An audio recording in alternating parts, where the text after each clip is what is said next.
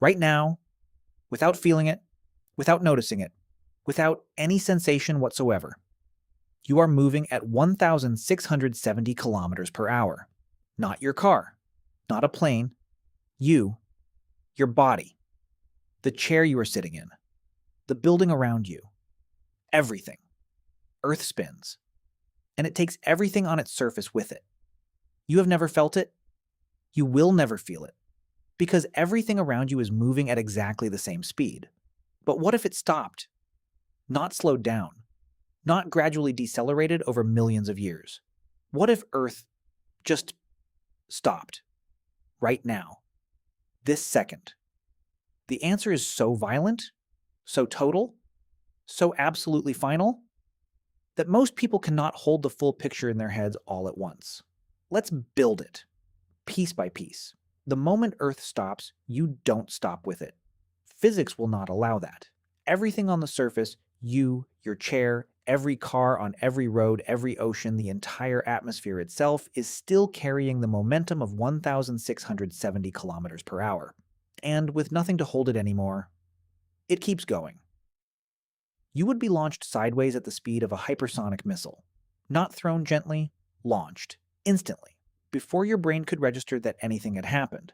At the equator, the speed is highest. Everything there would be flung eastward so fast that it would skip across the ground and fly into the air simultaneously. Buildings would not fall. They would fly. The oceans are where it becomes truly incomprehensible.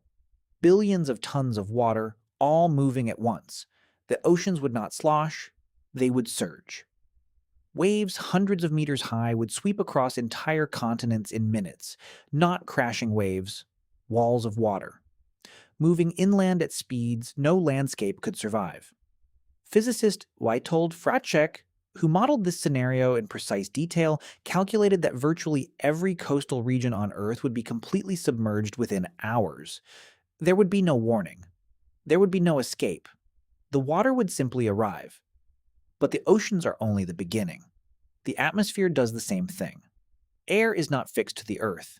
It rides with it. And the moment Earth stops, the atmosphere continues forward at 1,670 kilometers per hour. That is not wind. Wind is gentle by comparison. That is a planetary wall of air, moving at 5 times the speed of the most powerful hurricane ever recorded, stripping everything from the surface it passes over. Trees, structures, soil itself. Gone. And then the geography of the planet changes. Earth is not a perfect sphere. It bulges at the equator. That bulge exists precisely because of the spin. The centrifugal effect of rotation pushes mass outward at the middle, making the equator wider than the poles by about 43 kilometers. No spin, no bulge.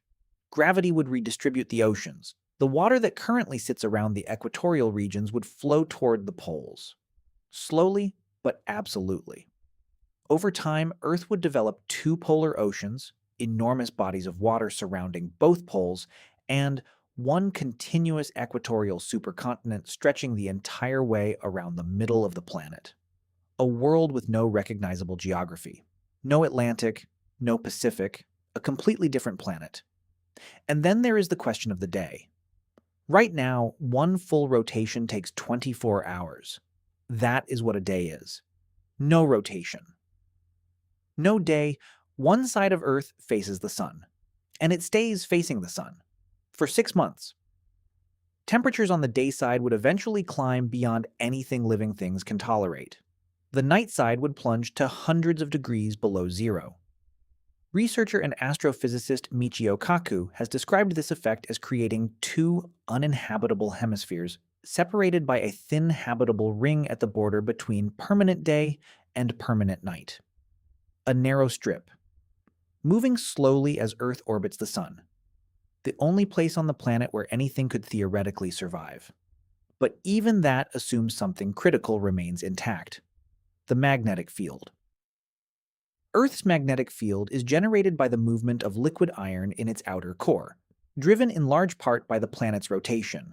Stop the rotation, and over thousands of years the magnetic field weakens and eventually disappears. Without the magnetic field, there is nothing between the surface and the solar wind. The solar wind is a constant stream of charged particles blasting out from the sun at hundreds of kilometers per second. Right now, the magnetic field deflects it. Without that shield, it would strip the atmosphere layer by layer. Geologist Norm Sleep at Stanford University has studied what happens to planetary atmospheres without magnetic protection.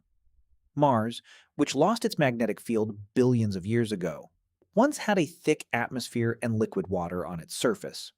Today, it has almost no atmosphere and no liquid water at all. That is Earth's long-term fate. A thin atmosphere, then no atmosphere, then bare rock under open space. All from one stopped rotation. Here is what stays with you after you understand all of this.